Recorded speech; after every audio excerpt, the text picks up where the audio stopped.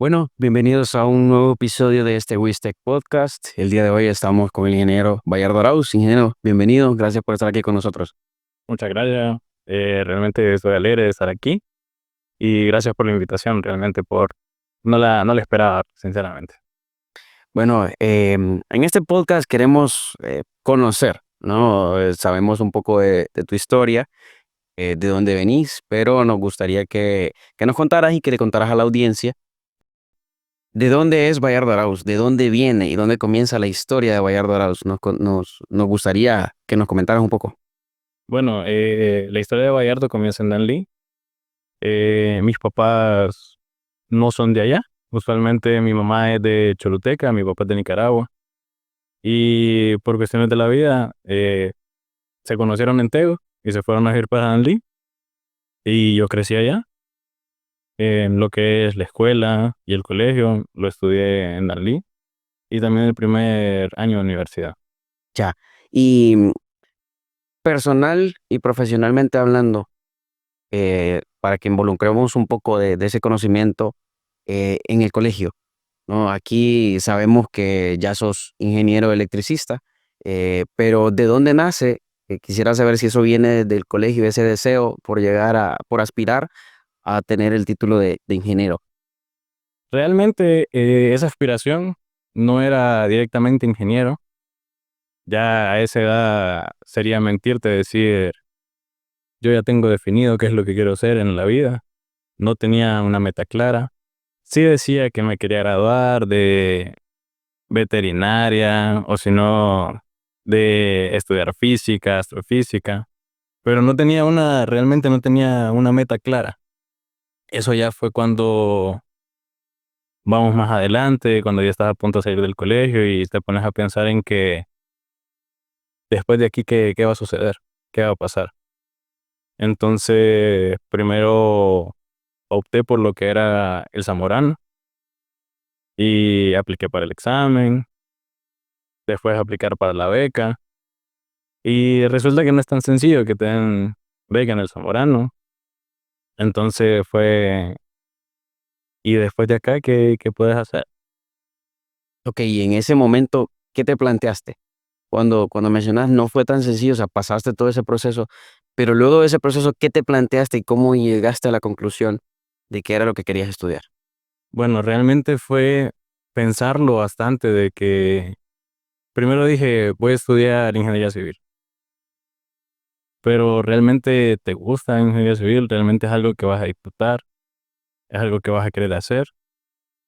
Y no, realmente llegué a la conclusión de lo que más me interesaba, que iba tanto por la parte de agarrar un poco más la ciencia, era lo que era ingeniería eléctrica. Y decidí inscribirme en ingeniería eléctrica y por eso tomé la decisión de estudiar los primeros años en Danlí, porque si más adelante yo no sabía si realmente eso era lo que quería, iba a decidir cambiar.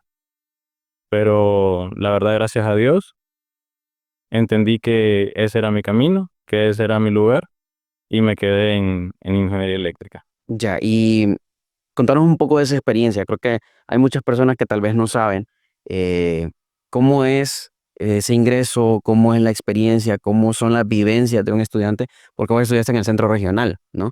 O comenzaste en un centro regional y muchos solo tienen la experiencia de saber qué es CU o de venir del interior del país hacia CU. ¿Cómo fue ingresar? ¿Cómo se vive? ¿Cuáles son los cambios que vos sentiste de un centro regional hasta que llegaste a Ciudad Universitaria? Bueno, a nivel educativo, la complejidad sube. La verdad es que uno está más acostumbrado porque uno está en la casa y estás con tus papás, tenés toda más comodidad, pero ya cuando tú tenés que pasar a otra ciudad, te tenés que hacer cargo de vos mismo, tenés que estudiar y estudiar mucho más de lo que estabas acostumbrado por lo difícil que es bien complejo. La verdad, a nivel de madurez es algo que cuesta, es algo que no es tan sencillo de hacer. Personalmente a mí me costó. Ese momento de despertar, de decir, no, ya no es igual la cosa, tenés que, tenés que tener un poquito más de esfuerzo si querés poder salir adelante en las etapas. ¿En qué año llega Bayardo a Ciudad Universitaria? ¿Cuándo viviste ese cambio en tu vida de tener que alejarte de tus papás, de tu casa, de lo que habías conocido por todo lo que llevabas de vida en ese momento? Fíjate que eso fue en el 2019. 2019 tuve el cambio para Ciudad Universitaria. Todavía no tenía dónde vivir.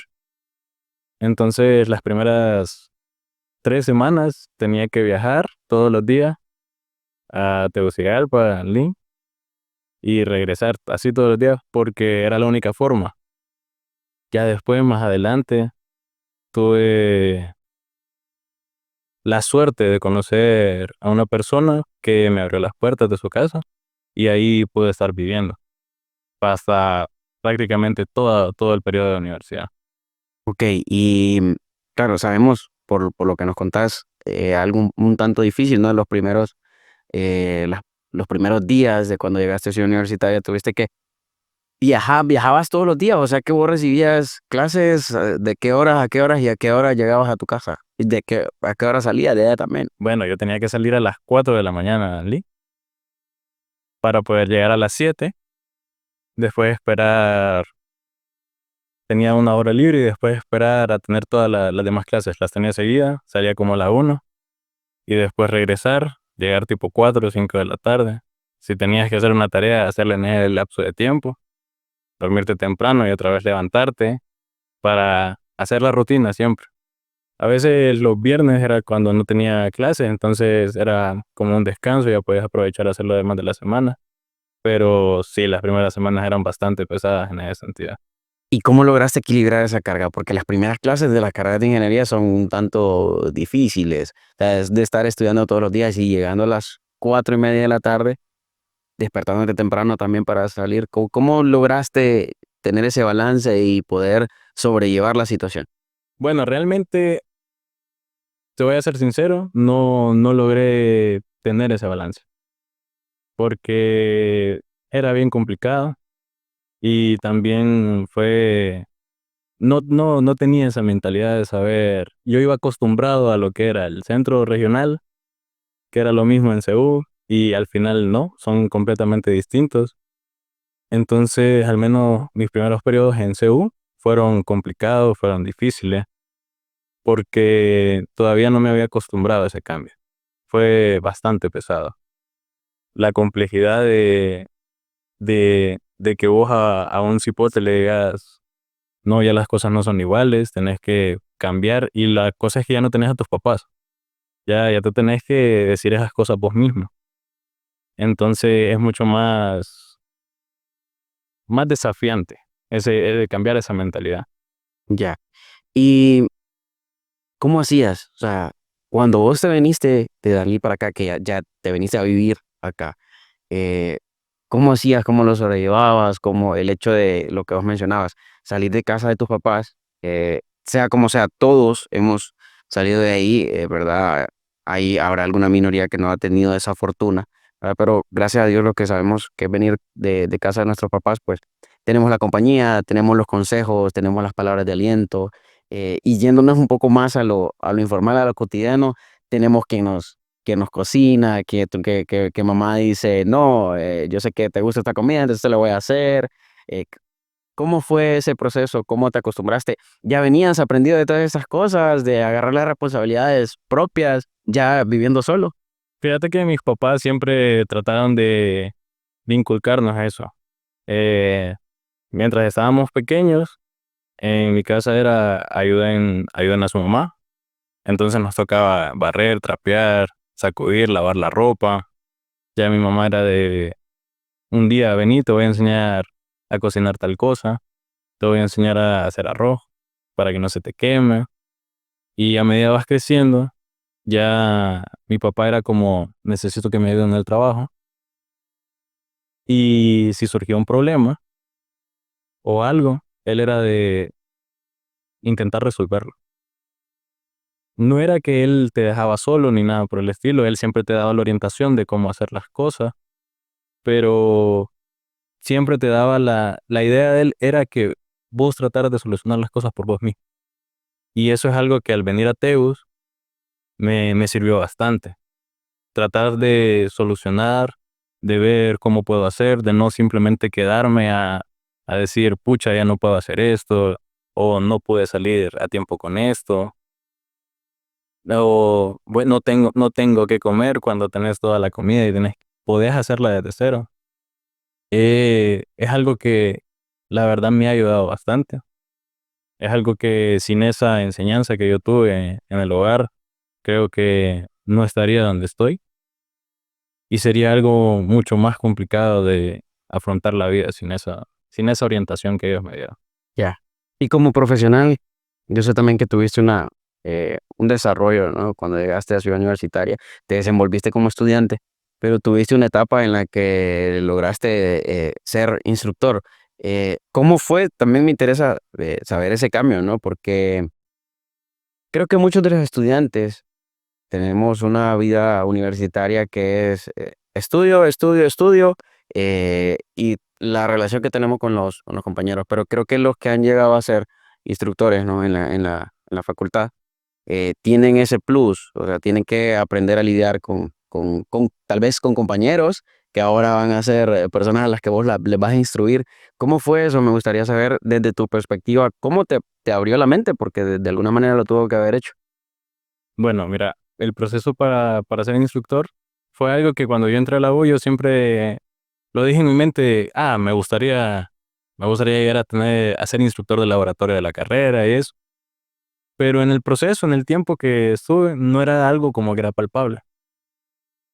Ya llegué a mi último año de universidad y abrieron el concurso y yo apliqué sin ninguna esperanza realmente.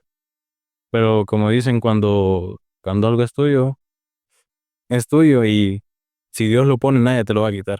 Así es. Entonces yo entré a ese concurso, tenías que hacer un examen de 4 horas, te evaluaban los ingenieros y solo éramos 3 personas concursando y eran 2 plazas. Uno tenía que quedar fuera. Tenía que quedar fuera. Y bueno, salimos de hacer el examen. Yo decía que me había ido mal, que había salido reventado, pero después, como a las 2 horas, el ingeniero me escribe y me dice, necesito que me envíe todos los papeles, usted quedó seleccionado para ser instructor y comienza la siguiente semana. Entonces, pucha, ya era algo como que todavía no lo sentía real hasta el primer día que me tocó dar un laboratorio. Lo bueno de eso es que vos podías acomodar las horas que ibas a dar laboratorio conforme a tu horario de clases, entonces vos te podías acoplar a lo que ellos te iban, a lo que vos necesitabas. Claro, tenías que pasar todo el día en la universidad porque después de las clases ibas a dar laboratorio, después del laboratorio otra vez a clase, pero creo que profesionalmente hablando, algo que me ayudó mucho fue el separar las relaciones personales como amigos y saber que ahorita yo estoy en un trabajo, entonces yo tengo que empezar a actuar como tal. Me gustaría saber de qué fuiste instructor de laboratorio, ¿verdad? Porque yo sé que en tu carrera hay varias ramas, eh, y quisiera saber de qué instruiste, ¿verdad? A tus compañeros y por qué. ¿Por qué esa rama? ¿Ya el concurso estaba así? ¿Vos lo seleccionaste? Contame un poquito más. Bueno, en la carrera, como te digo, hay variedad. Se orienta en 4 ramas, que es electromecánica, potencia, telecomunicaciones y electrónica. Yo decidí irme por el área de electrónica porque me llamaba más la atención ver todo el proceso de crear algo desde cero, porque toda la complejidad de la comunicación serial, todo ese tipo de cosas, ver la automatización, son procesos que vos a lo largo van siendo un poco más complejos. Entonces yo decidí irme por ahí. Cuando vas a hacer el concurso, ellos te evalúan qué clases puedes dar, qué laboratorios puedes dar, conforme a lo que vos has estudiado. Entonces, en ese momento había una escasez de estudiantes que sacaran esa rama, porque lo general es irse por potencia. Y a mí me tocó dar lo que es, primero te envían algo tranquilo, me mandaron a Electrónica 1 y a Electrónica 2, que ese fue mi primer periodo dando laboratorio. Y ya para el resto del año me tocó dar lo que es diseño digital, diseño electrónico y teoría de la estabilidad.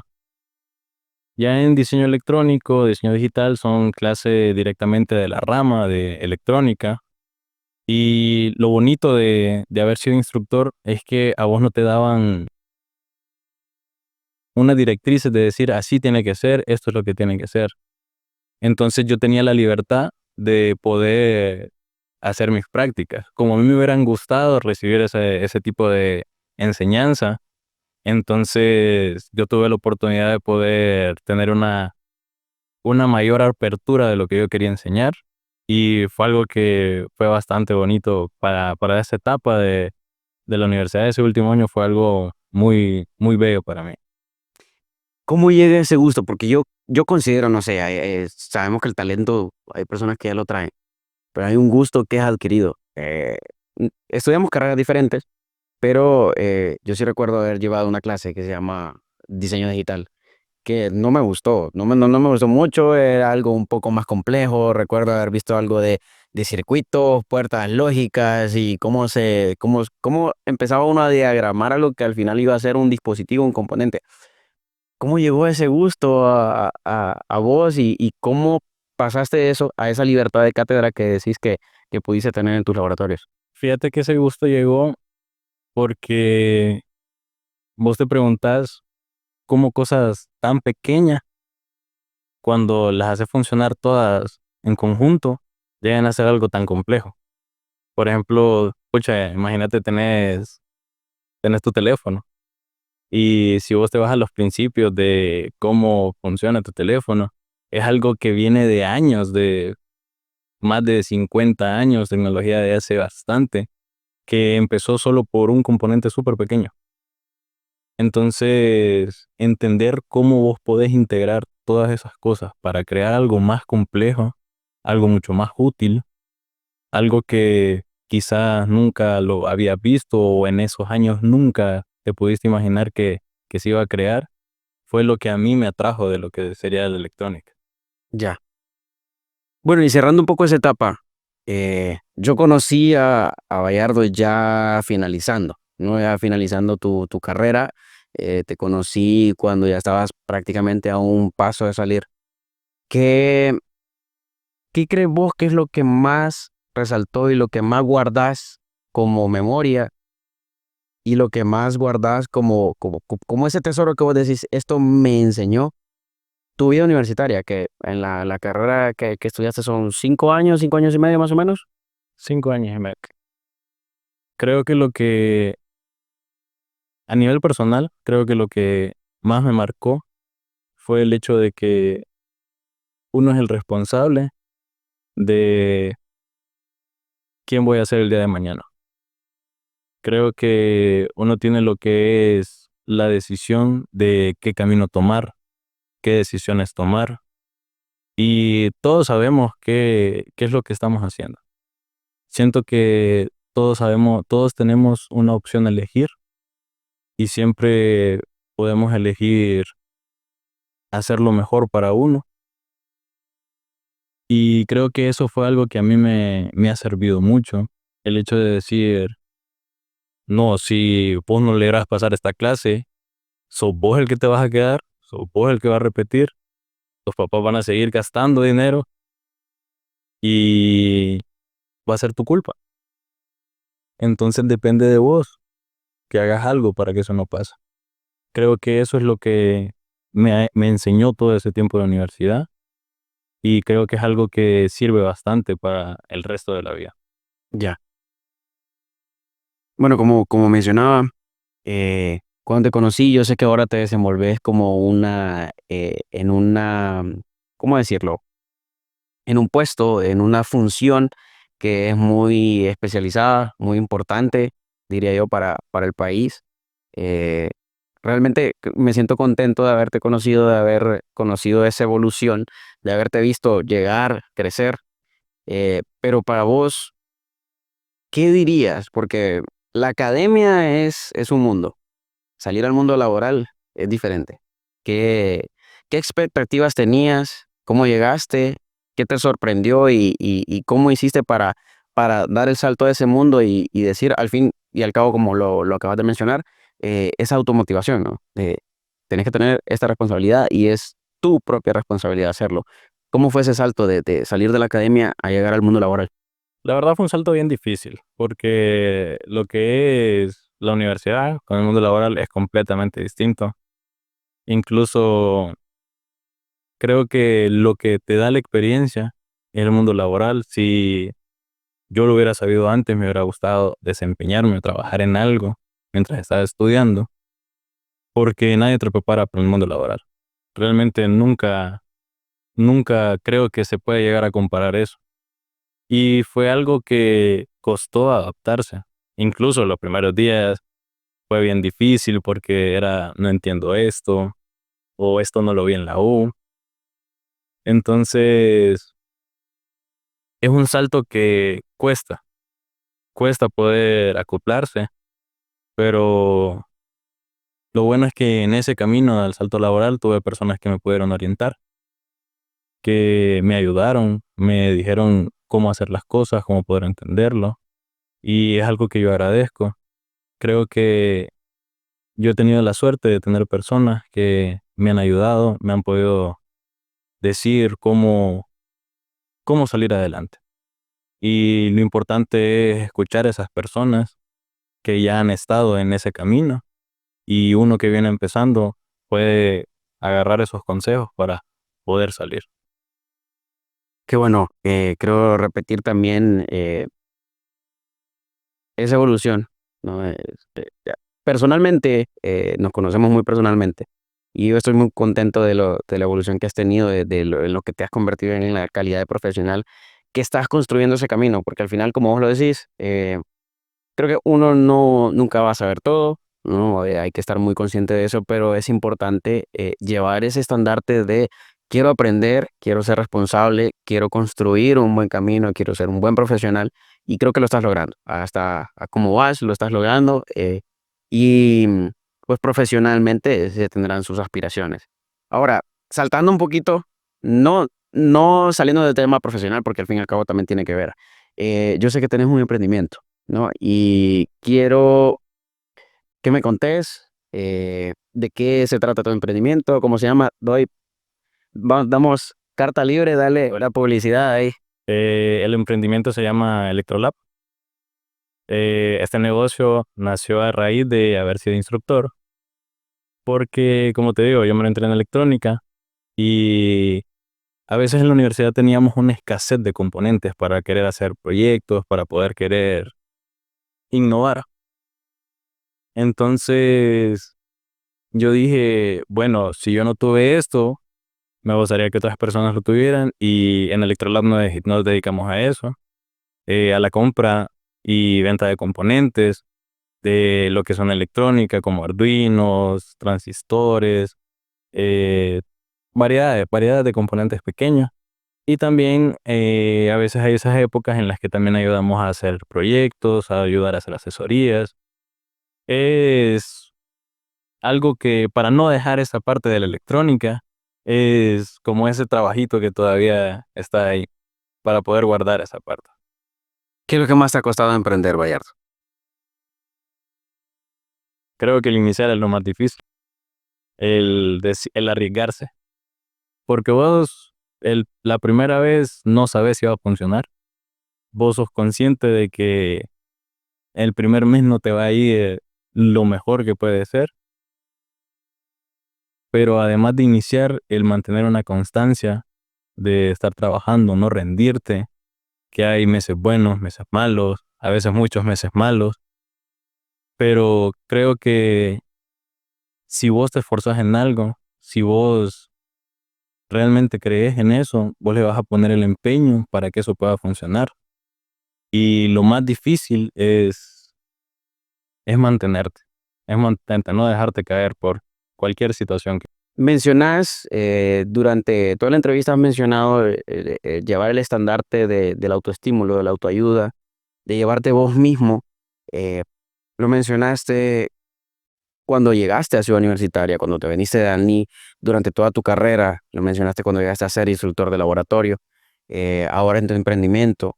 ¿Qué crees o qué consideras vos que es lo más importante para que una persona desarrolle esta capacidad y pueda mantenerla, pueda ser constante en ella? Creo que para desarrollar esa capacidad tenés que entender que hay muchas cosas que dependen de lo que vos hagas. Y para mantenerte constante, no te voy a decir que no te vas a sentir mal, que no te vas a sentir triste, pero una forma en la cual puedes buscar un apoyo, algo que a mí me ha servido es buscar a Dios.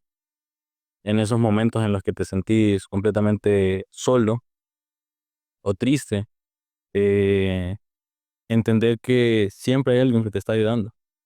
Y eso es algo que yo entendí porque yo considero que muchas cosas que a mí me han pasado buenas no han sido realmente meramente mérito, sino que siempre hay alguien ahí que me ha apoyado, que me ha puesto en ese lugar. Entonces lo que yo podría decir como aconsejar es, está bien sentirse mal, pero hay que recordar que no nos podemos quedar ahí, que siempre hay que tratar de hacer lo más que se pueda independientemente de cómo nos sentimos, porque si nos dejamos hundir, ahí vamos a estar y no vamos a poder salir. Para ir cerrando, eh, como una persona que viene del interior, como una persona que tuvo que salir de su casa, dejar a su familia, ¿qué, qué consejo le darías a un joven de Honduras que quiere venir, que va a dejar a su familia?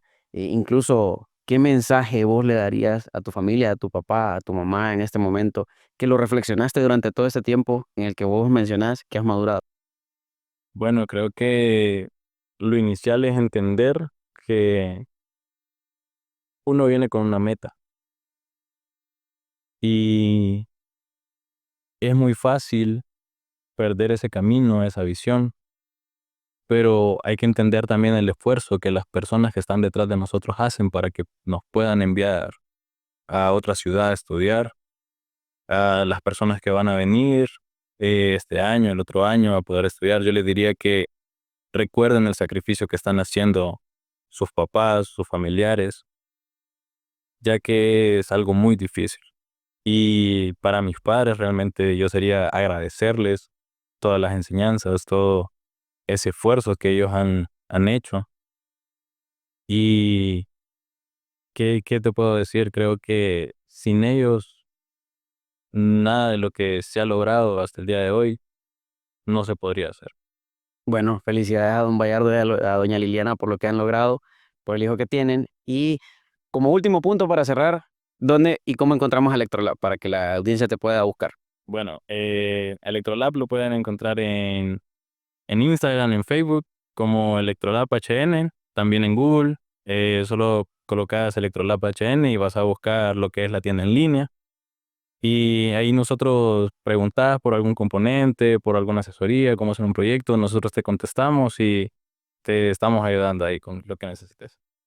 Bueno, y con eso cerramos el episodio de hoy. Agradecerte, Bayardo, por estar aquí, por darnos la oportunidad de conversar con vos, de contarnos un poco más de tu historia. Eh, y esperamos que no sea este el último episodio, sino tenerte aquí con más temas, con el tema de la electrónica, que es un mundo aparte. Y bueno, tener las puertas abiertas. Wistec aquí está. Y muchas gracias por haber venido. Muchas gracias a ustedes por la invitación y fue una plática amena.